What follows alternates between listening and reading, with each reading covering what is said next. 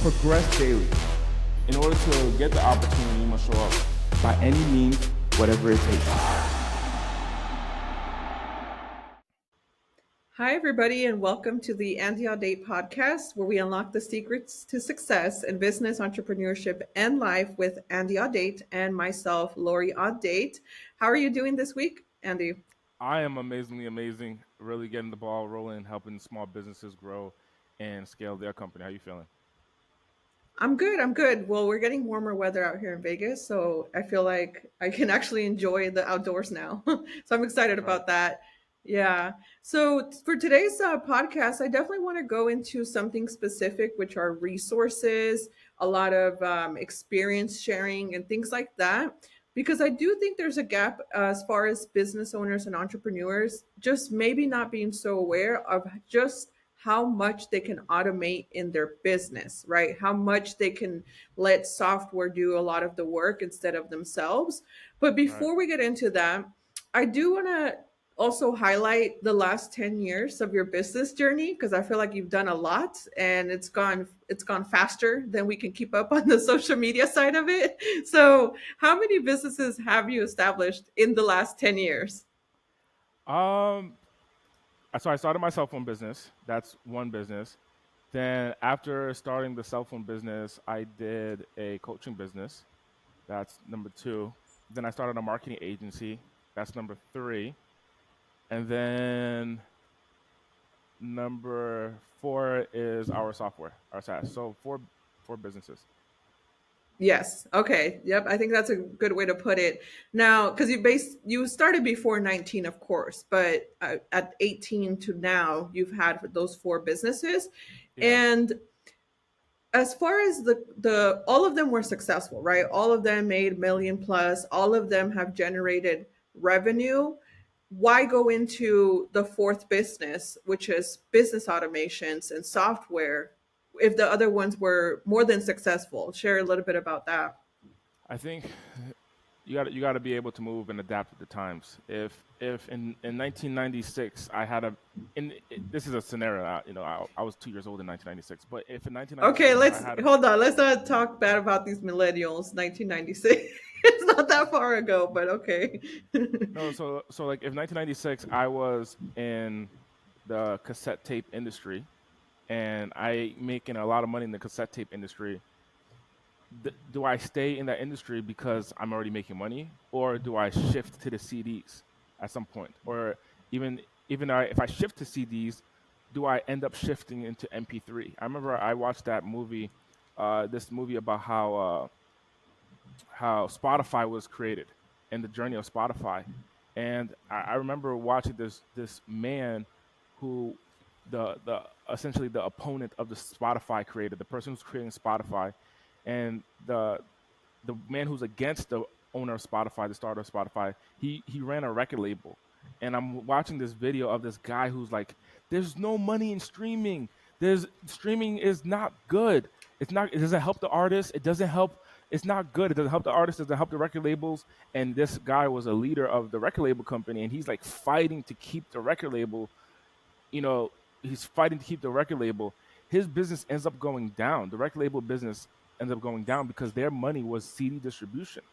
And then instead of partnering with the company and adapting with change, this guy wanted to keep it on CDs, and everything was about CDs. And the guy with Spotify, who's worth $5-6 billion today, he obviously innovated. And I think you're constantly going to be innovating, even if you're a billionaire. You're constantly innovating and getting better and better and better over time. So I'm constantly innovating, and I want to be ahead of the curve. So when I decided to shift, it's because I'm going ahead of the curve and growing and expanding. Gotcha, gotcha. Yeah, I can definitely agree with that. Remember back in the day, like I was born 91, but we would go buy actual CDs, right? So that Yeah. was a big thing. You could go at Target, spend, I don't know, like 20 to $30, buy them, and then you had the CD players.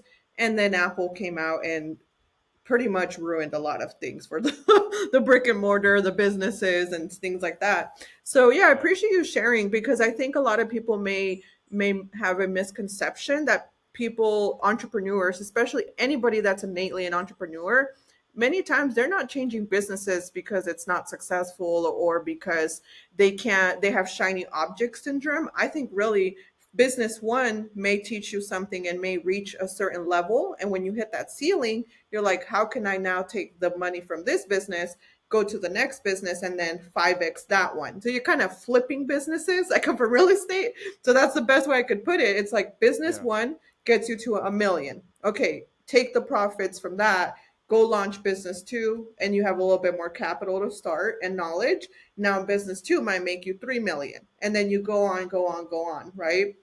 Because you're going That to hit a could be ceiling. that could be someone's journey, or they keep the same business and they continually innovate their current business. So you can still be in the music industry and you're no longer doing cassette tapes. You just moved your product to CDs, and you're no longer doing CDs. You moved your product to something else. So I mean, for me, the whole time I feel like I've been in the same industry, and I feel like it's the same business. I mean, because and legally it is the same business, because if we look at the journey, like for example, I'm a coach. I'm selling my products today. I'm selling my digital products, and I'm speaking to sell that. Then I transitioned to being a marketing agency to help coaches, right? So I'm helping coaches and speakers sell their products. So instead of me selling my own courses, I transitioned to now help people sell their own courses. So I'm still in the same world. And then now today, I transitioned to be the software provider to help the companies sell, work with the coaches. So I'm still in the same world per se. So in the last, the real journey has been cell phones and in this industry. So if I want to really communicate how many industries I've been in, it's really been two. I've been in the cell phone industry. That's one industry on its own. There's no correlation with the industry that I'm in today. And then I transitioned now to the digital product online business world, and I'm just crushing it in this world. Yeah, that's a good point. You're right. It's not like you went off to do like a bunch of different industries because there's a learning curve. I think you have been doing building blocks of it to where now you come in as the coach and you're like, hey, I'm sharing my last 10 years of pain points, experiences, resources, all of that. So that's very, very true. Now, when it comes to entrepreneurs, business owners, whether they're a team of one themselves and an assistant or a team of 20, what do you think are the common challenges businesses face when they try to implement automations? I think I think the idea of most people don't think of automations in general. They're not thinking of how do I automate certain tasks. And for me, I'm consistently thinking of how do I automate and streamline. I'll give you a quick example. One example that inside of Slack, which is our group messaging chat software for my organization. So we have our teams in there, we have our vendors, we have our partners, affiliates, so on and so forth. And so I'm able to communicate to, I don't know, hundreds of different people. And I can also communicate to my customers inside of Slack. Now, one of the things that I noticed that one of my sales team members were doing is that every time they get a sales appointment, I requested that they update Slack and say, "Hey, I got a new appointment," right? And then we can have a conversation about that specific appointment if necessary. So every time that an appointment was set, I asked that, "Hey, I want you to comment or write the the appointment." And I started to notice that this person was writing the appointments every day. And I said, there has to be a way to just automate this. Get this one little thing off of her plate from Mm-hmm. having to put those appointments manually. So I reached out to our tech team leader, and I said, "Hey, can you figure out a way to automate the every time an appointment set, I like there has to be a way to automate it and update Slack." And within 30 minutes, he had it all set up. So now every time an Wow. appointment's booked, even if it's outside of the person's shift, it just sends a notification inside of Slack that says new appointment. And then now I just shaved off whatever, the 30 seconds that it takes. But those decisions compound, right? Those decisions compound. And I think so many small business owners, they don't think about what can I automate? What can I delegate? What can I streamline? And so forth. So I know one of the things that we have that is happening today is our laundry is on repeat, right? So today the laundry is outside of the door, and and you have someone coming to the house, who's our house, to come pick up our laundry and clean our laundry.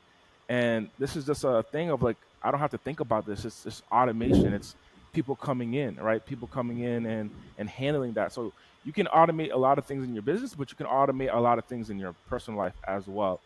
So when I look at different things that I'm doing on a consistent basis, my initial question is, how can I not do this anymore but still get it done? And that's really what the automation is. Right, right. Yeah, I think for me, even I had that learning curve because, especially me being a previous project manager, I used to just work crazy hours, like 70 hours, driving around to properties, then sitting down to do invoices and like all these things. And then when we moved to Vegas, I remember hitting that pain point, even though I left project management and then we had the digital business, the marketing agency and course creation. There were days probably where I worked 12, 14 hours, barely had time to kind of eat. And the whole time is because I was doing the admin. Like there was a task in particular I'll share. I would create the 300 Google Drive folders for a course. Can Mm-hmm. you imagine me sitting there clicking like about to get carpal tunnel? Like, let me click for 300 folders. And then I used to have two admin assistants at the time so that we Yep. could, you do 100, I do 100, and you do 100. So this used to take so much time. And I think a lot of our automations, and it was really more, I think you and our tech team, where I would express it as like, I'm so tired, I'm frustrated, I have all these Google Drive folders. And then you're like, I wonder if we could automate that. Yep.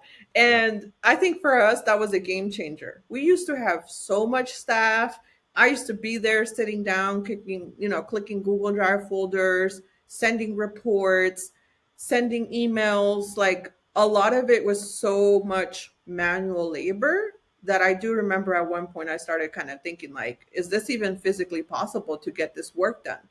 But the blessing was we started to realize, hold on, there's softwares and Yep. things that you can do. So we don't need to keep increasing our payroll, right? Because then that's a whole other issue.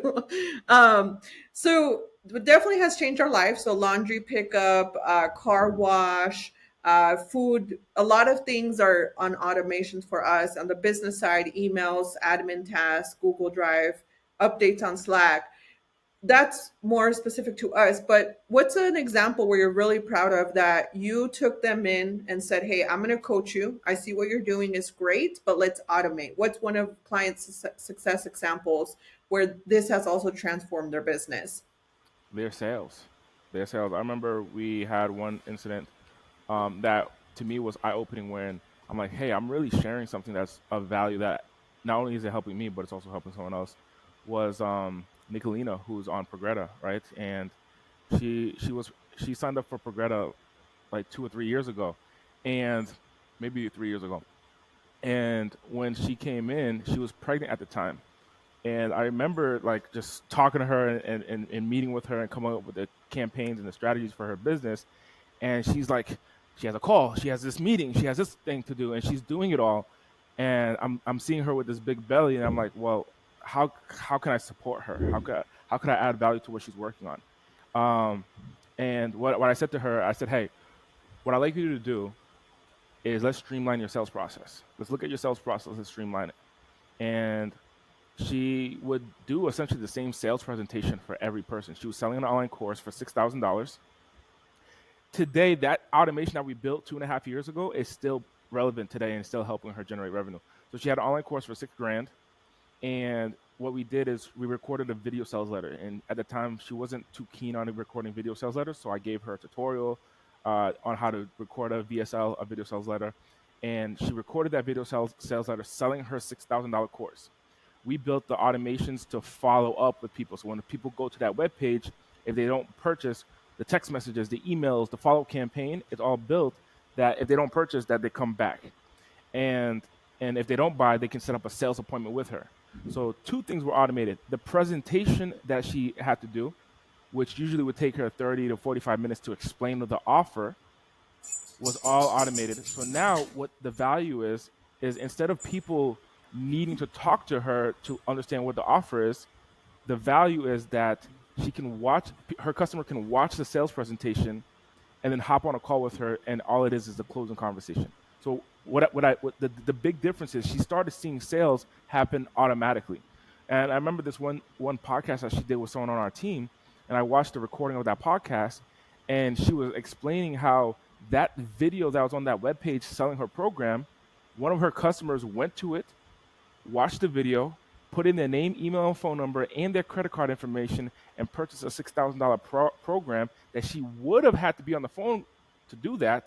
And they did it automatically without her having to be there. And she was with her husband at the time watching the video. That was before her baby was born. Now today, Andre is her son, and he's walking, he's young, he's running around, and so on and so forth. And I felt like I've been watching that journey from a distance. And now that she has more time to spend with her kids, spend with her family, I'm looking at like, oh wait, my knowledge of digital marketing is not just about making more money, but it's also about the ability to spend time with family, spend time with kids, and so on and so forth. So that's an example of a time that we help someone automate and streamline something, and I'm super proud of that. Yeah, definitely. And I think that's where a lot of people, when they, see Progreta, they might bundle it and be like, well, I already have a CRM. Progreta is not a CRM, a client relationship management software, right? We're talking sales cycles being set up in a way where you just either show up to close because there's already emails and text messages and reminders and a video sales letter before the client or potential client gets to you. And marketing, you can do a lot of marketing, and there's a lot of cool tools with it. Now, as far as the business automations, do you think this will require someone to be, and does someone need to have a huge knowledge of automations to implement Progreta in their business? I think you just start the journey. I think that's where the opportunity is. You just start the journey. And what I mean by that is it's going to compound your ability to determine things that you can automate is going to compound. So you're on this constant journey. So if you can find and identify one thing that you can automate in your life or in your business, then let's automate that. So something that's super simple for a business is the ability to send a text message after a phone call is missed. Most local businesses, they receive a phone call and they don't answer their call, and then it goes to voicemail. And then that voicemail is not heard for a couple of hours, maybe a couple of days. And then that customer who called that business, they're not just waiting for you and saying, I hope this business calls me back. I hope this restaurant calls me back. I hope this laundromat calls me back. I hope this chiropractor calls me back. That's not what they're doing. They're going back on Google, and they're going to go search for someone else. So one simple thing that you can automate today with Progresa is the ability to miss call text back. So when someone calls your business and you miss the phone call, our software will automatically text that person back and say, hey, I'm not available right now. Let's book a call. Here's the link to book a call. And you instantly got that off your plate and automated. Then now you just received an appointment booking to go have a conversation with someone at a time that you are available, right? That's one example that you can have that starts the automation journey. And then from there, you can grow and grow and grow of the different automation that you can do. So some of the things that you're hearing me say, like, oh, I automate car wash, I automate sales, I automate marketing campaigns, I automate fulfillment of my online courses. Like if someone purchases my online course, they automatically get. I remember years ago we used to, we would get a sale for an online course, and I would be like messaging my assistant, and I would say, we got a sale, I need you to send the contract. And then that person might take them a day to send the contract, maybe a couple of hours, and then once that customer gets the contract, then it takes them a couple of days to get the contract back to us, and then on top of that, they then will forget about the contract that we sent to them in the email inbox, and 3 days went by, and then now the customer's like, where's the product that I purchased? And we're like, wait, let me look at the contract. Hey, you didn't sign the contract. We're waiting for you. And then the client's like, what the heck? You were waiting for me? Your email was deep down in my inbox. I didn't see that. Man, you know what? Give me a refund. Or you know what? Here's a signed contract. So they send the contract back to us, and then now we got a contract. Now I got to go back to my assistant. I got to say, hey Fatima, this was years ago. I got to say, hey Fatima, that was my assistant years ago. Hey Fatima, give person this name access to this specific course, and then that person will get access to the course, and then once that person gets access to the course, they're going through it, and let's say that 3 weeks go by, and we just have a random thought like, hey, is the person watching the course? Let's go check the analytics. And we go look at the analytics, and we're like, oh, this person hasn't even logged in. So we send them a phone call or a text message, and we're like, hey, do you mind letting us know why you haven't watched the course yet? And the person would say, I was super busy, I totally forgot. And that was energy on one person. Today, that same process still takes place today. However, the difference is the journey is automated. So here's how it works today, at least in my world, for the online course. When someone purchases an online course, the next page is the contract that we used to take hours to send. The person, because they're already on that page, okay, here's a sign. The next page, they sign the contract right then and there. The next page after that is, hey, your course is ready. Log into the membership area. They click the login button.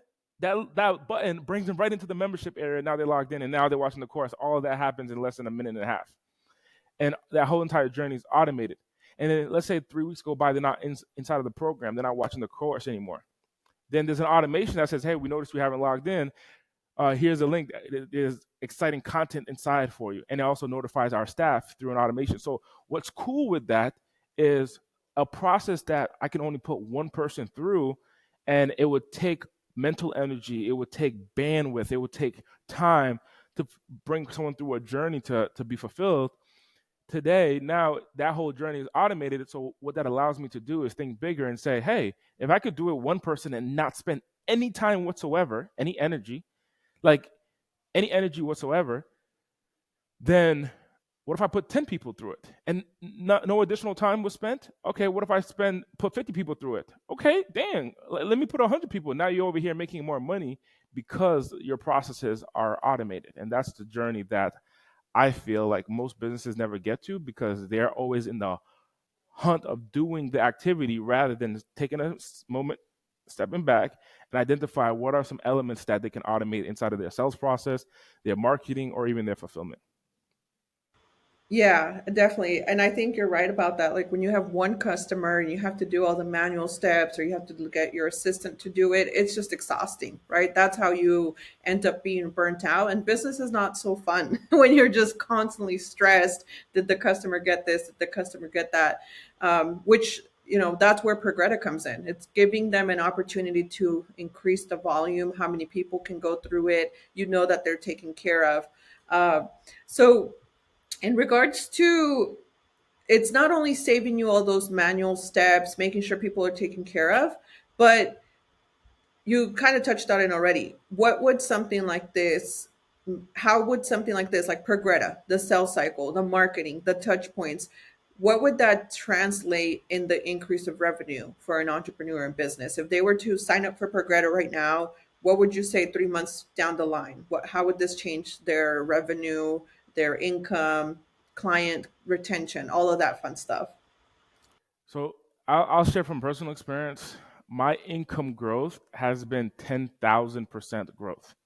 10,000% growth from where I was 5-6 years ago. 10,000% growth, because the amount that we sell today. While I'm on this call, I'm seeing I have a Slack on another screen. While I'm on this call, I'm seeing the updates of new sales of new products. That process for me to sell back then, I would have to get on a call. So I wouldn't be able to be on this podcast with you if I had to get on a sales call. So I'm seeing all the new sales. Like, I wish I could share my screen. I'm seeing all the Slack updates of new sale, new sale, new sale. And we're seeing that on a daily basis. There's every single day where there's new sales, there's new customers coming in every single day. And that's because it's all automated. Just while I was sleeping, we sold 4 programs, or 4 of our coaching programs while I was sleeping. And I woke up this morning. So I went to bed, and then 6 hours later, I wake up and I'm like, oh, 4 sales. Well, that's because our international customers went through our sales cycle that was automated emails, automated videos, automated text messages, automated journey. And our international customers who were awake while I was sleeping here in the United States went through that journey and purchased. So my business has grown 10,000%. Now, is this to say that your business is going to grow 10,000%? It may be even more. It may be even less. The idea is understand that there is upside when you decide to automate certain portions of your sales process. So I know we talked about like automating laundry, automating cars, like that's a lot of the personal stuff. But if we identify what are some things that help you make money, everything else is a byproduct. Your ability to automate all those other things are a byproduct, right? So like right now, the laundry is outside of the house, but I mean it costs, right? And ironically, I thought you were gonna say, how much does it cost to automate? I thought that was gonna be your question, and I'm Right. glad that you're looking at it from a perspective of like, no, what can you get in return? Because someone who is financially challenged is going to say, well, what does it cost to automate? I can't afford a software. You cannot afford a software. If you're looking to make more money, you got to make an investment that allows you to take your time back and allow you to take your time freedom back, because what's typically missing is your time. So Mm-hmm. you either have more time or you have more money. It's one of the two. Mm-hmm. So you could be a person who's like, I have more money, but I have less time available. I can't spend 3 hours on the phone talking and gossiping. It's Right. not possible. I can't spend 4 hours doing X. Right? If it's You like can't it's take not. like a weekend off or anything. Yeah. I mean, you could take a weekend off, but you're not able to throw away time. Even a weekend off is scheduled on a high performance calendar. So you either have more time or more money. So if you have more money, then you want to invest into the things that allow you to take your time back. If you have more time, then what you're going to end up doing is you're going to end up doing the stuff, right? Let me send the text message manually. Let me send the email manually. But here's the thing. Here's the cycle, like the rat race here. If you never invest money, then you're never going to take your time back. So you're Mm. constantly going to have your time being depleted by activities that don't create revenue, that don't create opportunities for you to grow and expand. So the challenge for someone, who, for example, who's making less than 100 grand or less than 150 grand or less than 60 grand, whatever the number is, who's on the lower scale of the financial resources that the world has to offer, if you're spending all your time and you never invest money to get things off of your plate, 5 years from now, you're going to be doing the same thing. 6 years from now, you're going to be doing the same exact thing.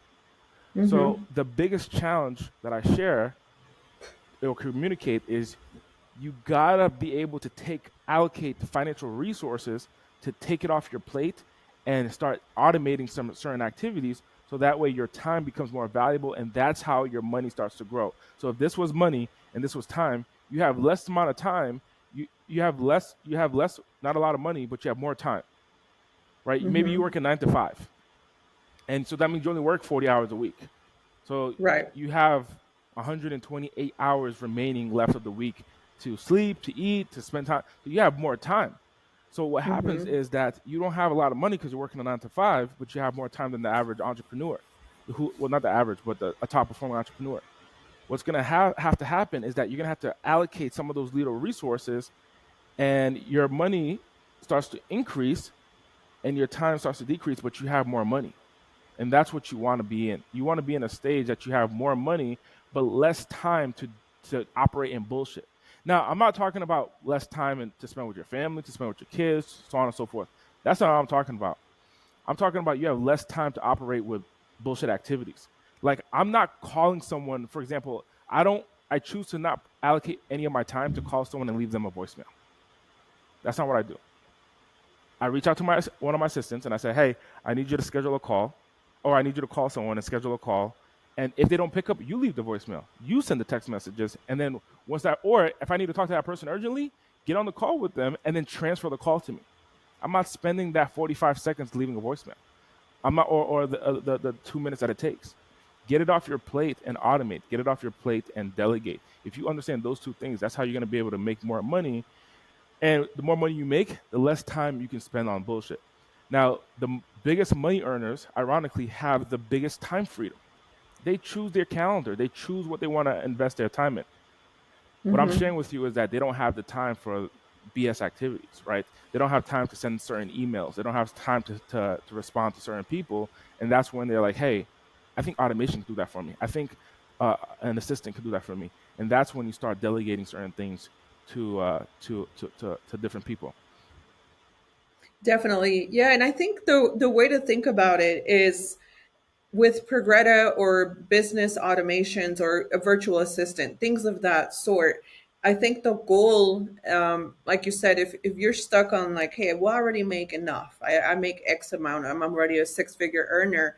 But if you're not really enjoying the process and you're burnt out, like you said, hey, I may not have time to have dinner with my family, I may not be able to visit family out of state or pretty much do any of your other hobbies.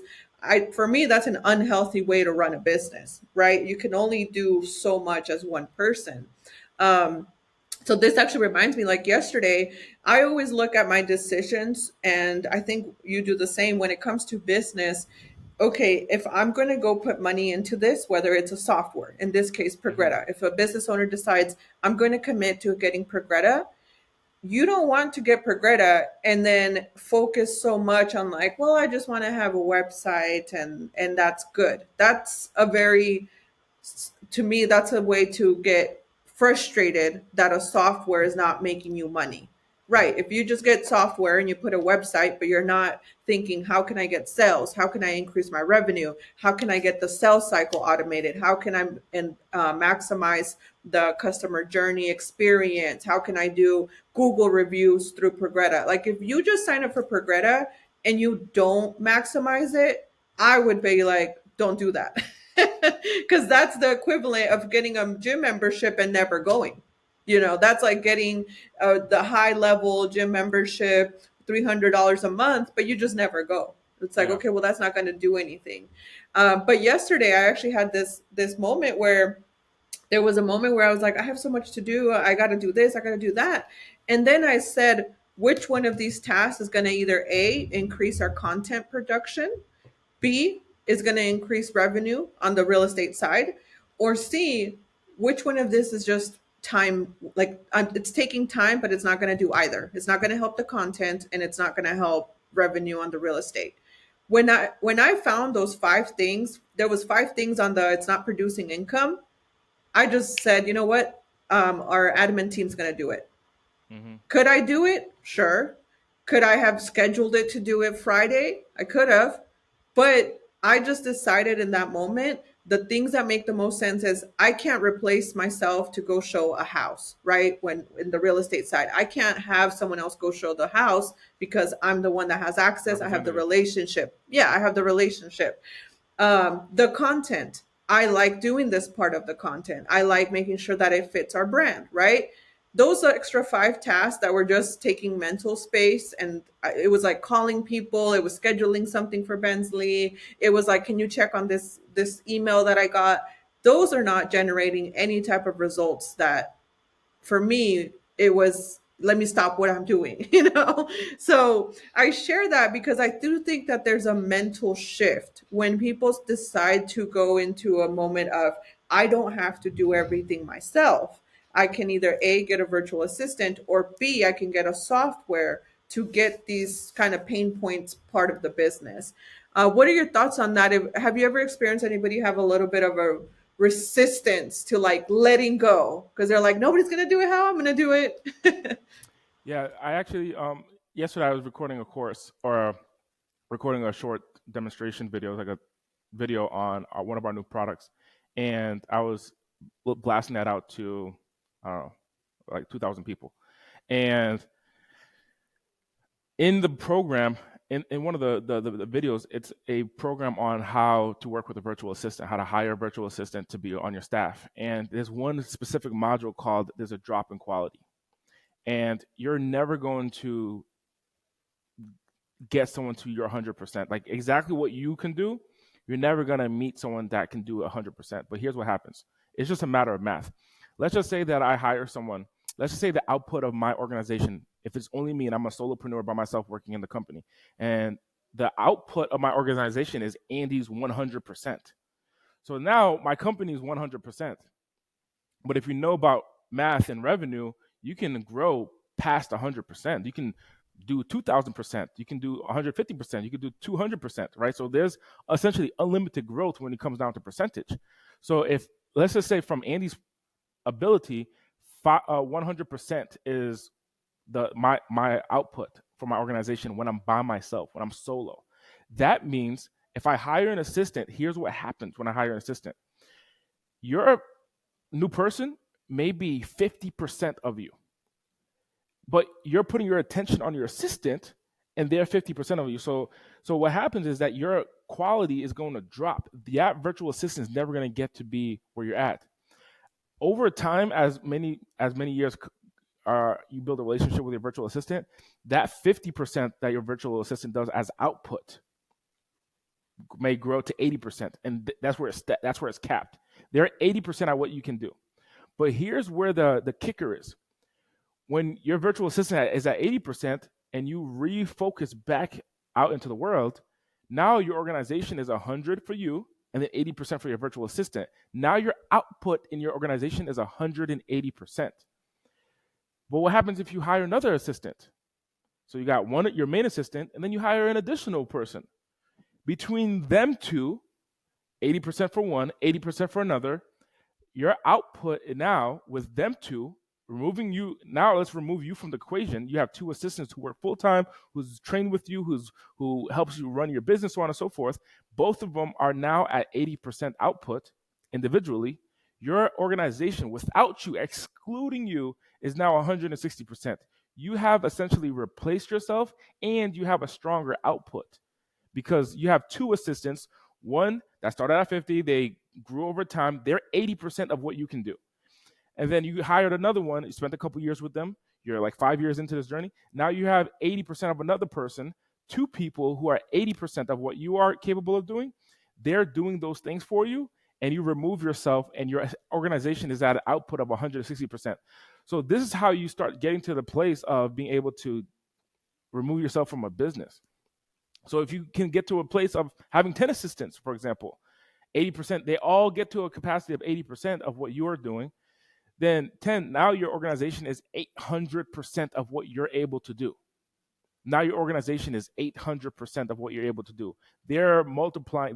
They can do way more than you can do. So the reason I share that with you is because what most people do is when they get a virtual assistant, their first virtual assistant, that person may be 30% of what you could do, maybe 50% of what you could do.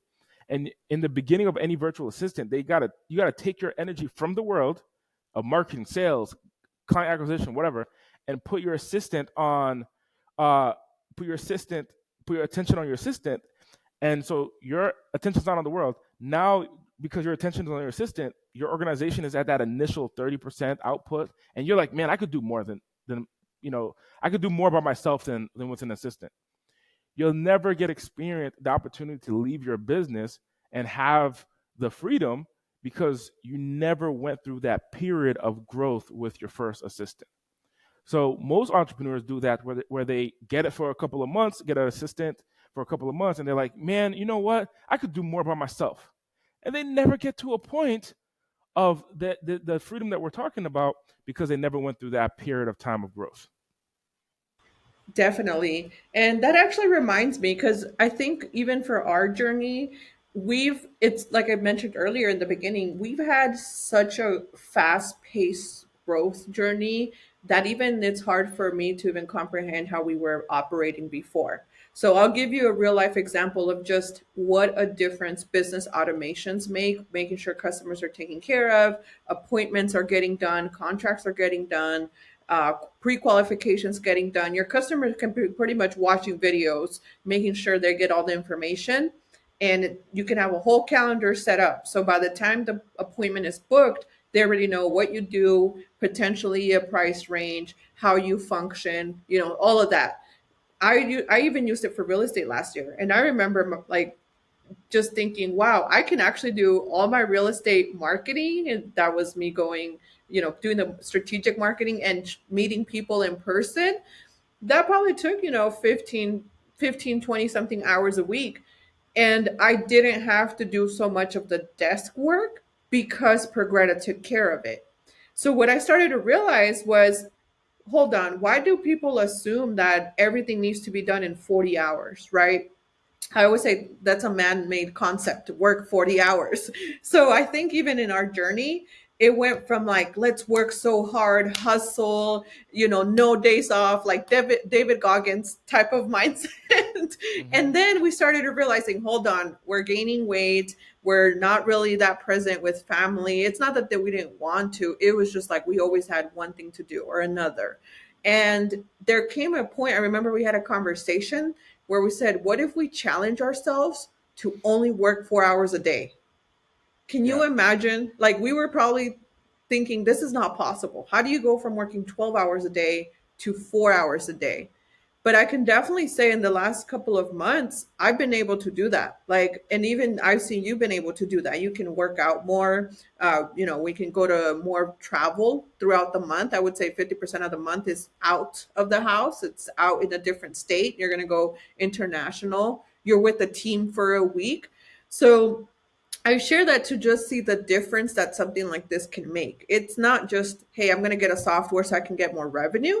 No, I would definitely challenge someone to say, if I sign up for software such as Progresa, my end goal is to work only 15 to 20 hours because you might have kiddos at home, or you might want to go back to these other items that you might have not had time: fitness, community, Mm-hmm. faith, all these other things. So for me, it has been a game changer to think of my day as I only work 3 to 4 hours. Everything else is my time, my development. What have you done with that extra time now that we have all these automations, virtual assistant? What have you seen change that you can put your energy towards? I still work. Not because it's more like I have to, but it's more like I'm excited to create, and I still work, and now I'm just growing something even bigger than what I could have ever imagined, and I'm excited because I get to help more people and support more people, and pour into people. I spoke at a mastermind last week. Was interesting. I was on 4 planes last week, um, and I was in 3 states last week, and I spoke at a mastermind, and a gentleman asked me, like, at, at a marketing event that I spoke at, and he runs a marketing agency, and his customer, although he's making $300,000 a year, $400,000 a year, his customers are like at his arm's reach. Like, during the event, he's getting phone calls, so on and so forth. He can't get away, and he told me he wants to do is spend more time with his kids. Right, I'm not at the stage right today. I have kids, but all he said was, "I want to spend more time with my son." And I said, "Okay." And he said, "What does your like your work week look like?" And I said, "Honestly, most of the time, I'm recording videos and pouring into people in so many different ways. That's really how I'm not really like in the work itself. I'm more just inspiring the people in my ecosystem. So I record courses. I don't do much coaching one on one per se. I will record courses that inspires and educates and trains and teaches techniques and strategies to large groups of people. So I do a lot of course recording. Then I create content like this where I'm talking to people who are customers and non-customers. So if you're watching this, you're either not a customer or you're a customer of ours. And then so I create content like this. I empower my family. I empower my team. I hop on many Zoom calls with different staff. I troubleshoot different mental blockages from staff and clients and so on and so forth. So I spend most of my time talking to people. Like, I'm in my office when other team members are here, other folks are here working. They're constantly hearing me talking because I'm not like building out things, right? I'm more talking to people. So my what has become more available to me in my time is like, hey, I can do what I actually love doing, which is inspiring, empowering people, and feeding into people. Because what that does for me is it feeds my soul. When I can see someone grow and rise, it completely feeds my soul, and I'm excited to continue to do more of that. Amazing. Yeah, that's powerful. Being able to shift to service and provide value, I think is definitely rewarding. Well, that's it for today's topic. Is there anything else you want to share with your followers, members, and or anything else you want to add on for today? Get it off your plate and automate. Get it off your plate. That's what Progreta is for. Progreta helps you get things off your plate, your sales process, your marketing, your email sequences, your text message sequences, all the communication. So today, right now it's early in the morning still, and I don't know. We probably sent 30,000 emails today, and the way that's being done is through all the different campaigns that we're running. So I'm not typing an email. I haven't done that in a long time. I'm not sitting there on the computer typing each email. It's all automatic through Progresa. So identify what are some things that you can do to get it off your plate and automate, and then just start small and then grow and scale from there.